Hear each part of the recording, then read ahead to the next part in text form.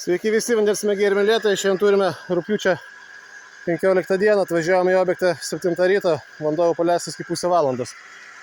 Čia būtų Šakių rajonas už Zapyškio. Va, čia gręžėmės pirmą kartą, bet žmogus, kaip paskambino, sakė, čia visur va, tokie plokštumai vien smėliai.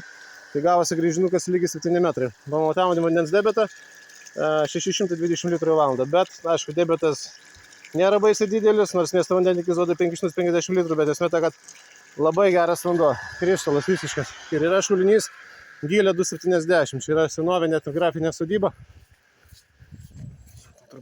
Truputį parodysiu. Va, susvirtim senas šulinys. Nu, aš jau daug metų nemačiau, dar nuo vaikystės kaime.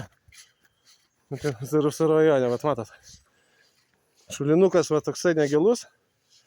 Gylis 270, ėmėm iš į vandenį. O taip vat atrodo. Pavasarį būna rudas vanduo, nes surinka paviršinį vandenį. Nes čia visur iki pat 7 metrų ėjo smėliai. Ir smėlis pradžiai buvo iki 3,5 toksai pilkšvas. Ten turėjo geležies. Tai vat esu prileidęs slaikėlį, bet tai pripilsiu naujai, kad patikėtumėt, kad tikrai čia yra geras vanduo, tikrai. Be geležies, jokio kvapo, minkštas, skanus vanduo, be kalkių, be nieko. Va. Pilam. Žmonės iš šulinio negeria vandens, vežasi iš šaltinio. Čia netoliesi, atmatot, visiškai skaidrus, jokių smiltelių, nieko neturi. Tai va dabar komplektuoju hidroforą užsakovui. Jis paprašė gręžinio šaktą. Vandens statinis lygis stovi kažkur 1,70 m nuo žemės paviršiaus, truputį blizga, 2 gręžinio duobės. Ir va taip prasikas tranšėja.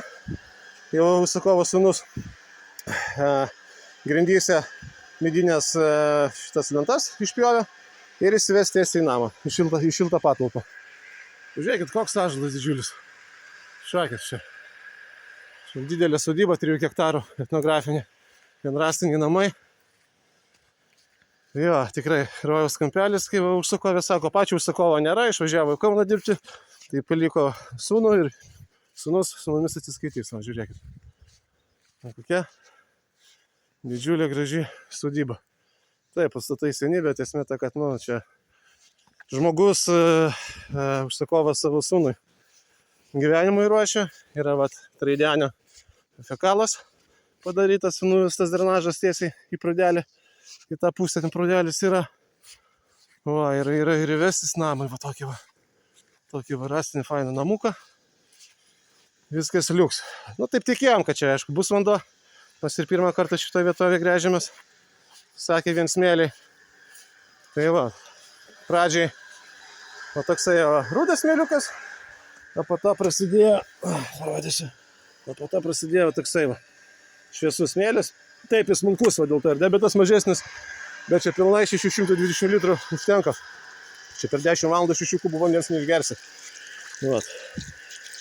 Geras rezultatas, vanduo šaltas. Tai va dabar pajungia hidroforą užsakovai. Ir viskas, pakuojamės ir važiuojam namo. Važiuojam su džipuku prie kabelio. Gręžimės rankiniu būdu, vandens pagalba. Be jokios technikos. Tai va. Ir čia bus toksai kvadratas, toks priestatas. Tai va, sakė, čia bus dušas ir tualetas. Tai va, ką tada visiems geros dienos ir gero vandens. Iki.